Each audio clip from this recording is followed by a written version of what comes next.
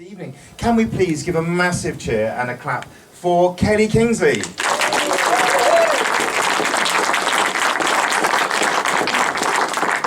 Hello everyone, I'm here to talk about my life as a Totter, or my life is rubbish really, basically. I'm a Totter. The word tot comes from, thought to come from the word, the German word for bone, which where we get rag and bone man from. So my purpose in life is to pick up junk and rubbish and transform it and change it and sell it on and make a living out of it. I've been doing it for about 11 years now. My mother was fostered as a child in the war, and she was in one of the baby farms, and she was picked up by a couple of Totters, and they took her back to their house, and she was going to be their maid.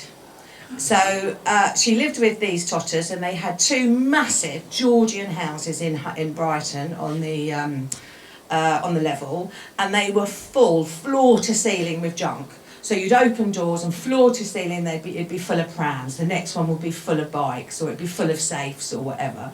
And they used to rent out the barrows to the barrow boys. So the barrow boys would come and pick up the barrows and go off down the markets and put their wares on and sell them, and then they'd pay their rent for them every week. So they're quite extraordinary people for my mother to grow up round. But of course she hated it, my mother, and her house was absolutely pristine, spotlessly clean and very minimalist. And my grandmother's house was filthy. You couldn't see the carpet. You couldn't see the pattern on the carpet because of the dog hairs. And she used to always had two dogs, two massive Labradors, a black and a cream one. And she used to take them out in a Silver Cross pram. And she was a very little Jewish woman with red hair. Well, she had about 3 strands of red hair at the end, which she dyed bright red. And here I am. And she pushed them across the level, much to my mother's shame. And I can remember being on a bus one day and my grandmother getting at the front and my mother being so horrified, her dragging me off at the back of the bus, you know, in the buses where you could get out for the back, because she was so embarrassed about my grandmother getting on with this Silver Cross with the 2 dogs in it. So that was our lives. And my mother hated it, she hated junk, and I always loved it. And I loved going to visit my grandmother, and she'd always go, choose something you like, darling, anything you like, take it home. And of course my mother hated it. She hated the fleas, because we were covered in fleas. She used to make us strip off at the doorstep and then boil all our clothes. So I went off and I chose another career, and I went off round and I worked for government and all the rest, and then had enough of it, went off around the world. And then when I came back about 11 years ago, I just thought, well, I'm going to become a Totter. I reckon it's in my blood. I reckon I know how to do it. So I started off with picking up free stuff and flipping it, doing it up, painting it, made a little bit of money, bought myself a pot of paint, bought myself, and before I knew what, within 2 years I had a little business going, which I've been very successful in over the last 10 years. And I have a stall in Snooper's Paradise. So I'm here to talk to you about my life as a Totter, what we do, and maybe turn people on to becoming a Totter yourself, because it's a really, really lovely life. So all Totters wear dead men's shoes, all of them. It's absolutely impossible to resist a house clearance where they're selling almost brand new Churchill shoes for £1, and they're all in your size. So all Totters wear great shoes and great coats. I went to a funeral recently and we were all there, all in our fine, everyone all gall blimey, rough as hell, no teeth and all the rest of it, but everyone had £400 shoes on and a really fantastic coat. So that's our you know, our lives. Rag and Bone Men. I don't know if anyone ever remembers Rag and Bone Men. There was still a Rag and Bone Man 10 years ago with a horse and cart in Worthing. So quite extraordinary, really. So we are just modern day Rag and Bone Men, really. We just don't have a horse and cart anymore. I'm sure somebody will start that up. One of the first things I ever bought, which was a sort of prelude to I was going to become a Totter. I was 11 when I bought this at the jumble sale. It cost me £1 and I loved it. My mother hated it, of course, and it took me 3 weeks to pay it off at sort of 33 pence a week, and it did lose a leg, but I've kept it all these years. And I did become a foster carer at one point, and all the kids always remember the crocodile. Oh yeah, you've still got the crocodile then. So my best buy was this, which was a tea towel by Louise Bourgeois, signed, bought in a car boot sale for, anyone want to have a guess? 20p. 20 pence. I couldn't quite get over it. And when I got home and looked it up, it's worth about £6,000. I love Louise Bourgeois, so I kept it for my very own. But it's having the eye. It's having that eye and understanding that in amongst all this pile of old junk, it was somebody who just come along with their caravan and just emptied out everything out of the caravan. I bought loads of artwork, loads of art books, all signed by Gilbert and Gilbert, etc. And that was there for 20p. And so it's all to do with your eye. Next time you see one of these, you guys will go, oh, that is a something. And for 20p, I'll take a chance on it.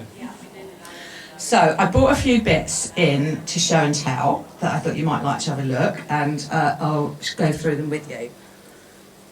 So this little fella, I bought this about 6 years ago. It's at a car boot sale, and I think he's really exquisite. He's handmade, he's got a little banana, and I'll send him round. My glamorous assistant would help, you can have a look at him. And some woman was there, and I said, oh, he's lovely. And, you know, what was he? She told me my dad made him when he had tuberculosis in the 30s, and he hand-sewed them because he used to go into a sanitarium for up to 2 years. And he had sewn that, and I said, oh, it's really lovely. I'm amazed you're getting rid of it. You know, how much do you want for it? And she said, oh, £2. So I gave her my £2, and I've never been able to part with him because I think he's so beautiful. And if my dad had made something lovely like that, I would have kept it. The other little thing that I came across is this tiny weeny pair of shoes. Can you see them? They're French. They must be about size 13. And I like to think they're sort of somebody special like Edith Piaf's or something like that, because I believe she had tiny feet like this, and it is probably about the right age. One of the good things about being a Totter is everyone wants you to be their secret Santa, because of course your fiver goes a lot further than anyone else's fiver. This is another one. This came. Any idea what this might be? I don't think you'll get it. It's thousands and thousands and thousands of penny blacks. And I bought it thinking, oh, I've hit the jackpot, this is it. You know, I'm going to retire, I'm going to buy an island somewhere. And because they've had a hole in them, they're worthless. So another thing that I've kept, can't bear to part with.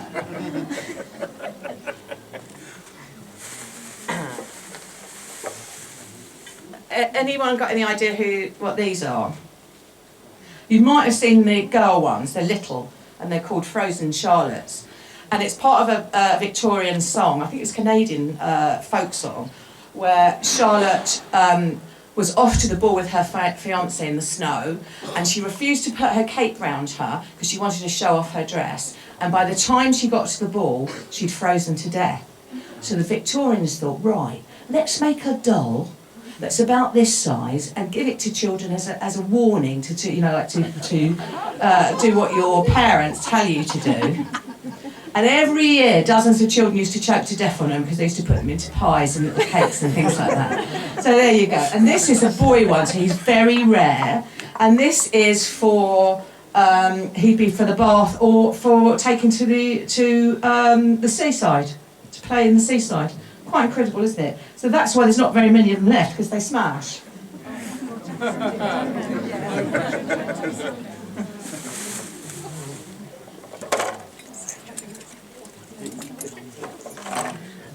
Strangest thing I think I've ever bought is this. Might want to have a look.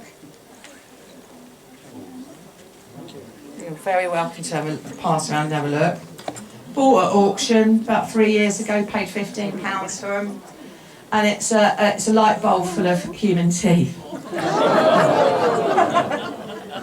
There's a market for them. There's a market for everything, and my eye tends to go to the unusual. Here's the other one.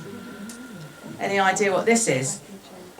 Might be somebody in here who knows what this is. I'm going to hold that up. I don't know if you can see that.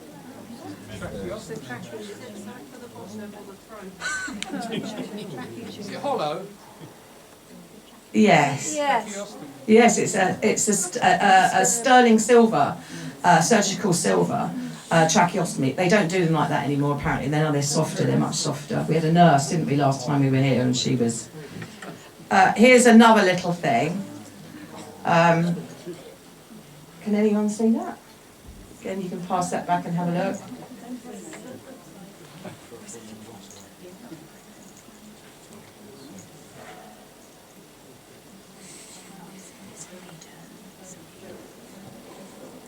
Yeah, you're right. It's a Torah. It's for reading the Torah. So you don't touch, the Torahs are always handwritten, and so you don't touch it with your finger because you'd make the parchment or the paper greasy. So also out of respect for it's a holy document, so you use a little silver pointer, and that's a Russian one that's going around. So you'll have a chance to have a look at that. Another little thing that's always caught my eye, excuse the pun, is eyeballs. I'm a real lover of eyeballs. Affect Dolly's eyes, all sorts of things like that. Now, this is an eyeball, and it's a hand-blown, this is a Victorian one, but this is the same eyeballs that they do for, those newborn babies that some people love to buy, they look like little babies, because your eyeball is the same size as when you're born, as when you die. So, yeah, that's why babies have those huge eyes, don't they? And they always look so sweet. So I collected those, and I've also collect lots of prosthetic eyes. So they can go around and have a look.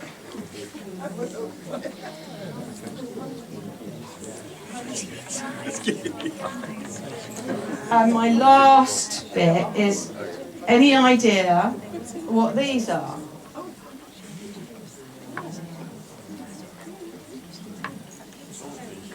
I bought these in auction, Eastbourne auction, probably 8 years ago. I was like, oh, they've got to be a dinosaur, aren't they? It's a dinosaur jaw or something like that. Couldn't work it out anyway. Bought them, loved them. Any idea, anyone? It's a sawfish rostrum. So it should be like this. Somebody's cut it in half. So this would have been a massive, massive fish. They no longer exist that large in the world anymore because we've decimated them. So really, it should be in a museum somewhere because that is probably 300-400 years old. And I have them on my mantelpiece so the kids come in and go, oh, what's all that? So if you've got the eye and you'd like to try it, I said, have a go at becoming a Totter. It's a lovely life. You're free. It's one of the most equal places that I've ever worked in because you're working on your eye. Nobody cares how old or young or where you come from. All that's important is that your eye and that you're straight. Lots of people, they're very straight. In all the years that I've been dealing, I've only ever had one bent dealer in all those years. So as a rule, dealers are really straightforward people. They love what they do. They're interested in lots of things, and you learn something new every day. So I'm in Sneaper's Paradise, little advert. I'm still 76. You'll know me because you'll see the eyeballs and the dolly's heads and things like that. Make a Totter's Day, buy something second-hand, and save the world. Thank you.